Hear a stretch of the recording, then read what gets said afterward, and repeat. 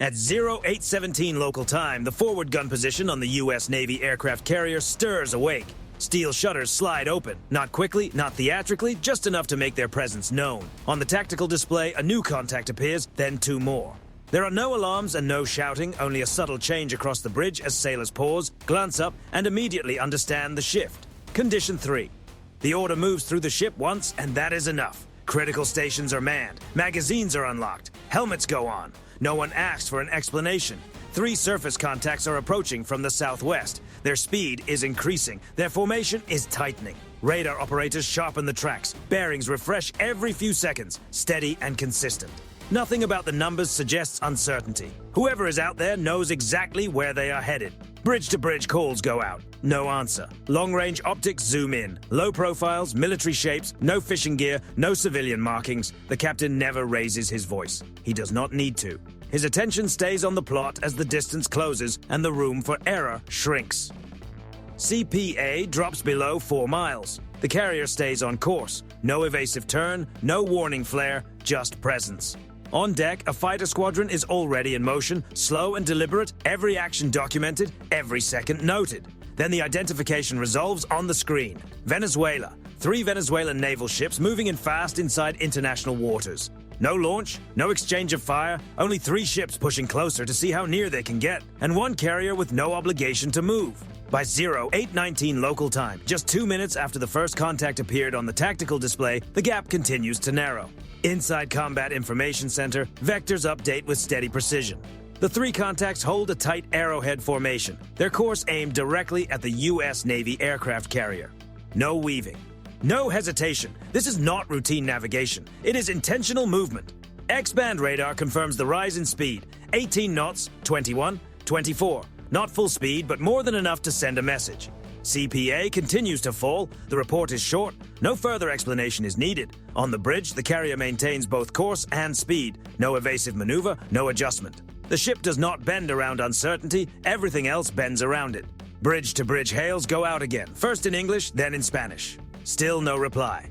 Long-range optics sharpen the picture. Gray hulls, low superstructures, forward-mounted guns clearly visible, no fishing equipment, no civilian identifiers. These are not patrol craft drifting into an unexpected encounter. These are military vessels closing the distance with purpose. The classification updates on screen. Venezuelan Navy. Across the carrier, there is no visible reaction, no raised voices, no sudden movements. U.S. sailors in the Caribbean have seen shadowing before. Parallel movement, distant observation, measured pressure. But this profile is different. In recent months, regional naval activity has grown more active. Most encounters stop short of real pressure. This one does not. These ships are tightening the angle. Range drops below 10 nautical miles. At that distance, every movement carries meaning. A slight turn can look like concession. A sudden burst of speed can be read as escalation. In close waters, restraint is not passive. It is deliberate, so the carrier does nothing. No course change, no speed adjustment, no warning signal, only tracking, only documentation. On the flight deck, motion remains controlled and methodical. No one runs. Aircraft stay chained. Deck crews follow readiness procedures without visible urgency. Pilots are placed on standby, but no one climbs into a cockpit. Everything remains contained inside the envelope, but the envelope is getting smaller. At 0824 local time, one of the Venezuelan ships alters course slightly, just enough to reduce CPA even further. It is a subtle change, but an unmistakable one. This is not drift, it is a probe. Every update is logged, time, bearing, speed, all of it recorded. Not for retaliation, but for the record. The carrier does not react, not because the maneuver is missed, but because it is fully understood. Range falls below 6 nautical miles. At this proximity, even a small mistake can grow serious in minutes. A misunderstood signal, a radio call heard the wrong way, a helm correction pushed too far, but there are no rushed choices on the bridge.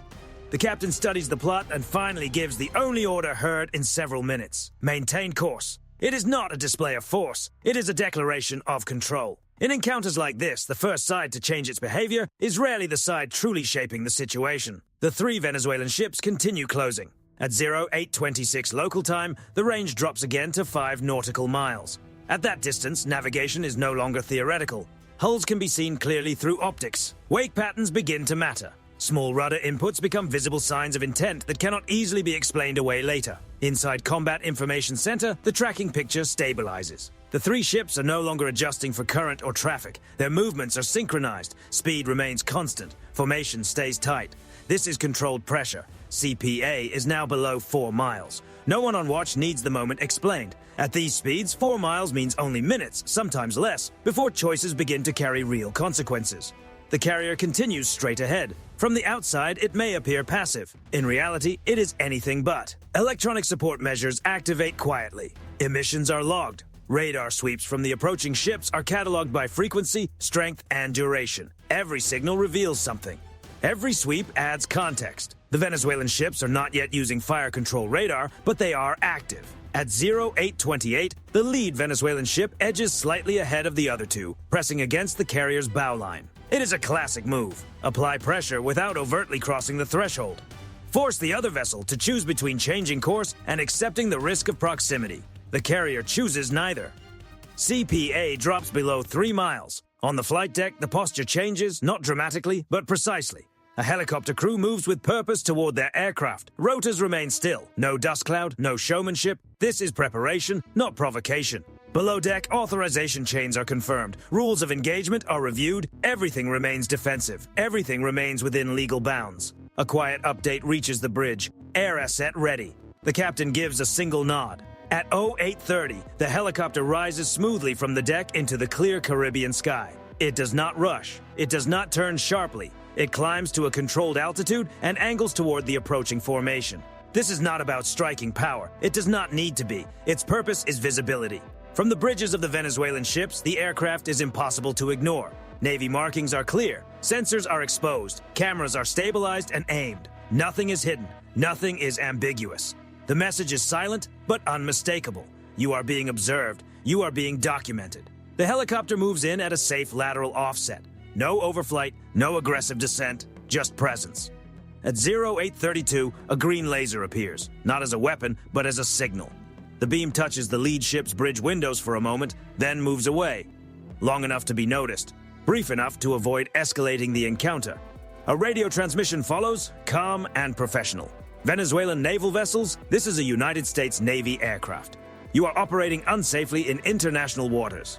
Alter course immediately. The message is repeated in Spanish. For the first time since initial contact, movement appears on the Venezuelan decks that does not look purely procedural. Personnel shift position, heads turn upward, one ship briefly reduces speed, then steadies again, but the formation remains intact. At 0834, the carrier still does not change course. No increase in speed, no turn away. Another detail is logged. The helicopter continues its steady orbit overhead. Its sensors keep collecting everything in detail. Thermal imaging tracks engine heat signatures, while optical systems clearly capture every movement on the decks below.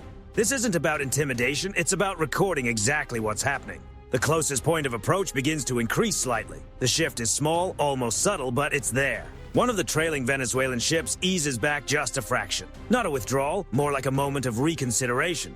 The lead ship stays on course for a few seconds longer, then adjusts by a few degrees, just enough to widen the gap. By 0836, the distance starts to open up. 3 miles, then 3.5. The helicopter remains in position above them. The green laser doesn't appear again. No additional radio calls are made. There's no need. On the carrier's bridge, nothing changes. No reactions, no celebration. There's nothing to celebrate. This wasn't about winning, it was about resolving the situation. The Venezuelan ships now move on a parallel course. Still close, still present, but no longer shaping the encounter. The immediate tension has eased. At 0838, the helicopter turns back toward the carrier and descends smoothly onto the deck. The landing is controlled and routine. Rotors slow down. The aircraft is secured. Systems power down. Data is transferred for analysis. Throughout all of this, the carrier never altered its course. No weapons were activated, no alarms sounded. And yet, the outcome is clear. 3 warships applied pressure. 1 carrier absorbed it without giving ground. In situations like this, that kind of response speaks louder than anything else. By 0840 local time, the distance continues to grow. What was once a tightening situation now settles into parallel movement at a safe range. The Venezuelan ships remain visible on radar and even by eye, but their behavior has changed. No more attempts to close in, no sudden speed changes, no effort to control the interaction. Inside the Combat Information Center, the atmosphere shifts, not to relief, but back to routine. Tracks are updated, threat levels are adjusted, timelines are closed. Everything important has already been captured. Radar logs show exactly when activity increased and when it eased off. Optical recordings confirm what happened on deck during the closest moments. Communication records preserve every unanswered call and every pause. Nothing is interpreted or exaggerated. It is simply stored as it happened. On the bridge, the carrier continues along its planned route. No announcements are made, no messages are broadcast beyond the ship. In naval operations, silence after control is intentional. The message has already been delivered without words. The Venezuelan ships maintain their new position, still nearby, still visible, but now reacting rather than leading. Their movements no longer force decisions. They follow a situation that has already been defined, and that situation is simple. The carrier held its course. It didn't speed up, it didn't turn away, it didn't rely on threats, it stayed steady. Below deck, analysis begins almost immediately. Electronic warfare teams go through the collected data. Radar signatures are compared with past encounters. Small differences in patterns, power levels, and timing are carefully noted. These details may not matter right now, but over time they build a bigger picture. What looks quiet on the surface often becomes valuable insight later when similar behavior appears again. Flight operations resume on schedule. Deck crews return to their normal routines. The carrier absorbs the entire event without disruption. That consistency sends its own message. Routine here is not accidental. At 09:05 local time, one of the Venezuelan ships finally sends a short radio transmission. The tone is formal and measured. It references patrol activity near national waters but avoids directly challenging the carrier. The response is equally brief and professional. The exchange ends there. No tension, no follow-up, just closure. From the outside, someone might describe the entire encounter as uneventful. No collisions, no dramatic footage, no obvious escalation. But for those who understand these situations, the importance lies in what didn't happen. The carrier never gave up space, and that matters. In modern naval operations, especially in sensitive regions, the real outcome isn't about dominance, it's about setting expectations. Each interaction quietly defines the next one. Who adjusted first, who slowed down, who tried to apply pressure, and who didn't. For the Venezuelan Navy, the takeaway is clear. Future actions will be measured against this moment. The limits were tested and understood. For the carrier group, the result reinforces a familiar approach. Stay ready, stay controlled, remain visible without provoking, record everything, and maintain composure without turning it into a show. There are no public briefings. Most likely, there won't be any official statements beyond standard reports. That silence is intentional. The people who needed to understand what happened already do. The crews know, the planners know, that's enough. As the carrier continues on its path, the Venezuelan ships slowly fade from the tactical display. Their markers shrink, then disappear off the edge of the screen. The sea returns to its normal rhythm, but the event doesn't just vanish. It stays in the logs, in the data, and in future planning. No escalation, no unnecessary words, just a controlled example of something navies have relied on for generations. The side that never forces the moment yet never gives ground usually leaves the deepest impression. By 9:30 local time, the encounter is officially finished, but its meaning is still unfolding. Inside the carrier's operation spaces, it is no longer viewed as a single event. It becomes another reference point, another entry in a broader pattern of maritime pressure that has been appearing more often across the Caribbean. This was never just one isolated episode. In recent years, Venezuelan naval activity beyond coastal waters has become more frequent and more deliberate. Patrols have stretched farther, transits have lasted longer, and close approaches have become more common. The goal is rarely a direct tactical win. More often, it is about visibility, presence, narrative advantage, and applying pressure without crossing into open conflict. That approach depends on one central idea, that proximity by itself can change the behavior of the other side. What happened this morning quietly challenged that idea. The carrier did not turn away. It did not pull back. It did not answer pressure with force. It simply absorbed the moment and kept moving. From a strategic view, that matters more than any exchange ever could.